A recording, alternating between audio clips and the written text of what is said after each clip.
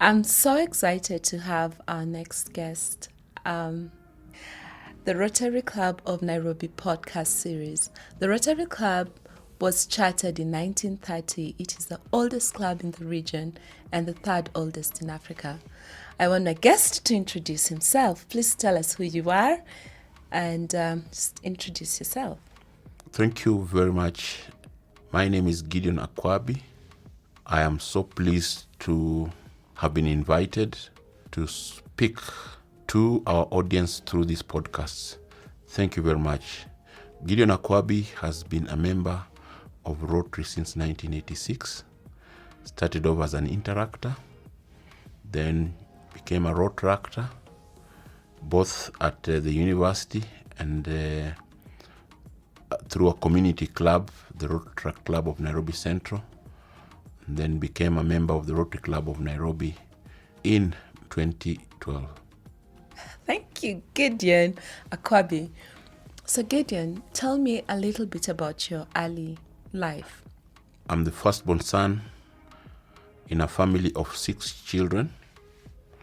I have 2 elder sisters, and then 3 of my siblings come after me.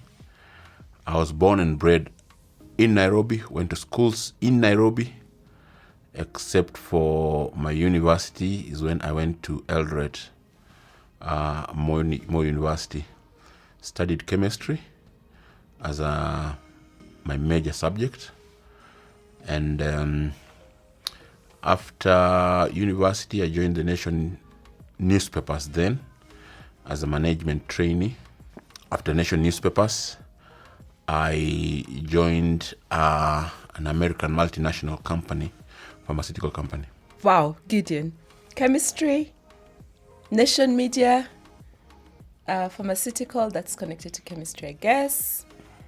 And then there's more, right? We'll Certainly, come to that. Yes. So you have really, you're a man of different skills from where you've worked, and you've also acquired different skills. Absolutely. Probably I need to mention how I ended up as a management trainee at Nation newspapers. I was involved in the Sunshine Rally in 1992, and I worked under 3 Rotarians: Sulisha, Peter Chadwick, and Kundan Doshi. At the time, actually, I worked at Doshi Hardwares on Funzi Road as mtu wa mkono. But nonetheless, it was during my long university holidays, and we planned for the Sunshine Rally in 1992. Now, after the Sunshine Rally, Peter Chadwick invited me for lunch at the New Stanley, and we walked across to Nation Center, and he just basically wanted to know me better. And after a little chat, he walked me up to the 5th floor of Nation Center, walked me around, showed me, then we went back to his office. So when we were parting ways, he told me, Gideon, in the event your chemistry does not help you, please come and see me after university for a job at Nation newspapers. That's how I changed course from chemistry to marketing. So you did not tarmac? You didn't get your shoes No, dusty tarmacking after uni? No, I never tarmacked. Lucky guy. So I'm blessed. I never tarmacked. Yeah, so I think you've talked about the Sunshine Rally. It's a day where we as Rotarians, now in the whole of Kenya, bring kids with special needs together and try and support them. And now it's become more than just having this one day, but a more sustainable project. And it's very fast. It was championed, or it began through the support and vision of past president Dr. Manu Chandaria, right? Yes. Sunshine Rally is a miracle unfolding in front of our eyes. I've been involved with Sunshine Rally since 1992, but honestly, I can't quite tell you how it works out, because 40 clubs meet, organize, and we have a seamless event on the day the Sunshine Rally happens. That is one miracle. The second miracle is how, when there's entertainment, music, how deaf children respond to music. And I learned that what happens is when the vibrations of the music fall on their shoulders, that becomes their way of hearing. We have now an entirely visually impaired band, which again the Rotary Club of Nairobi facilitated in giving them equipment. During your year as president, right? During my year as president. So I would encourage people to find time and engage members of our society who are able differently from the way we assume normal people are abled. So the Sunshine Rally, I think I would say, is a miracle that happens every year and is facilitated by not less than 40 Rotary clubs spread over 5 counties of Kenya. We are moving outward, probably have Mount Kenya have their own, West Kenya have their own, and coastal clubs have their own. But nonetheless, I think that is an event I would encourage Rotarians to continue to participate in and support and learn from our differently abled members of the society. It's just so wonderful that you talk about this project, because for me personally, when I first joined Rotary, my very first day, I was invited to join the committee for the Sunshine Rally. And I was given a really fat check to take from the Rotary Club of Nairobi to, I don't know, the committee. We were the hosts, were the chairs at that time.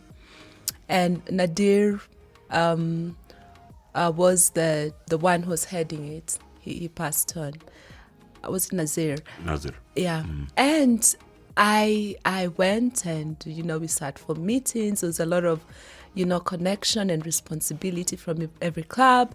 And then the day came. But before that, someone asked where I'd taken the check to. It was a fat check. As I promised, I didn't eat anyone's money. It was found. But then I went for the Sunshine Rally, and I agree with you. It's one of those projects that everyone, whether you're Rotarian or not, should participate in. It's so fulfilling to see kids put a smile on their face. And I'm not surprised that you've stayed on from when you're in high school to today, being, a contributor in organizing the Sunshine Rally. Absolutely. Like I said, that's a miracle unfolding in front of us. I would mention many Rotarians who have contributed. Good. So you have been an interactor and then a Rotaractor and president of the Rotary Club, which I always feel I missed a stage in my life by not being a Rotaractor, and then a Rotarian and a president of the Rotary Club of Nairobi. How did you get to become a member of the Interact Club? We had 2 Rotarians visit Interact Club of Dagoretti High School on Thursday, the 20th of February, 1986. And I was put on a train the following day, 3rd class, to Mombasa. And we traveled down to Mombasa the whole night. So it was the night train, that yes, nice one. Yes, the night train. The one that had couch. Were you in what class? 3rd class. 3rd class. But it didn't matter. I mean, it didn't matter because it was a train trip to Mombasa. It's not this SGR one. No. I'm talking of 1986. So we were put on this train, and this train got to Mombasa. We were picked from Mombasa railway station. I can remember that the vehicles were from Sketty Tours, and were taken all the way to the North Coast, Travelers Beach Hotel. Fancy. Booked in, and we had a program, and we met other delegates. So one day you're in school, minding your own business. Absolutely. The next day, 2 Rotarians come in, and Yes. you're in a train, and you're in Travelers Beach Hotel. The weekend was in Mombasa. And I need to mention Travelers Beach has a beach that I'll never forget, because that was my first beach experience. So we had this meeting, and this meeting, basically the ideas were just out of the world. You can imagine a 17-year-old boy involved in discussions on how to improve lives, impact lives, and volunteer, and it was just amazing. So that's how I ended up in Interact. I came back to Dagoretti High School, and very, very rejuvenated. And I was on fire. Fire, moto. Yes, so we did enjoy that Interact experience. Now, this Rotarian I met on the 20th of February 1986 was Parminda Dasi Lote, a senior pharmaceutical executive who also happened to be a member of the Rotary Club of Nairobi. And that is another man who we've had a lifelong relationship, and very unfortunate that it was during my presidency that he passed on, because that is one man I would have wanted to sit down with in the corner and just ask him, tete-a-tete, how did you find my presidency? And Dasi would have been a guy to tell me what I ought to hear and not what I would like to hear about my presidency. So he saw me off becoming president, but didn't run the course to see me finish the presidency. And that is, I think, one of my regrets in service as a Rotarian. So I enjoyed extremely my experience as an interactor. And when we wanted to form the Rotary Club of Moi University, Dasi actually brought the then district governor, Abdul Laka, to launch our Rotary Club of Moi University. Amazing. And we had a very good time. And of course, because of the attendance from Rotarians, our club, as Rotary Club of Moi University, received the kind of recognition and stature and support from the university simply because of the events we were involved in, the kind of people we could attract and worked with. I then left and joined Rotary Club of Nairobi Central. When I joined Nation Newspapers, I had the fortune to serve as the 17th president of the Rotary Club of Nairobi Central. And I would want to encourage Rotaractors that if they don't get to enjoy Rotary as Rotaractors, then the window of enjoying Rotary is closing very fast. Rotaract, I think you don't have as many obligations as Rotarians, family-wise, career-wise. So try and enjoy. And I'll give you an example. Yes, I went to Mauritius for a district this year. The relationships I developed were lifelong. I went to Uganda, and this is something I really share just to motivate Rotaractors. At the DCA in Uganda, under the district governor Henry Chamber, it was an amazing time. Uganda were then organizing their constituent assembly. So there was a mini election. Organizing so that people can join the constituent assembly to draft the Ugandan constitution.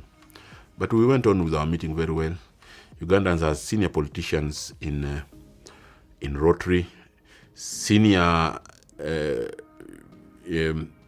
people, advocates, judges of the High Court and Appeal in Uganda as Rotarians. But guys who are really humble, guys who are committed to the movement. But what I want to say is this. At the district conference, we met a Ghanaian, very fast-speaking Ghanaian, who talked about advertising. And since I was in Nation Newspapers at the time, in the breakaway session, I went to his breakaway group. This Ghanaian actually is known as Patrick Kwako. Wow. Patrick Kwako had launched a radio station in Kampala. I think it was Capital FM, Kampala. Kampala was quick, or let me say Uganda was quick to accept private radio stations, these FM radio stations, before Kenya.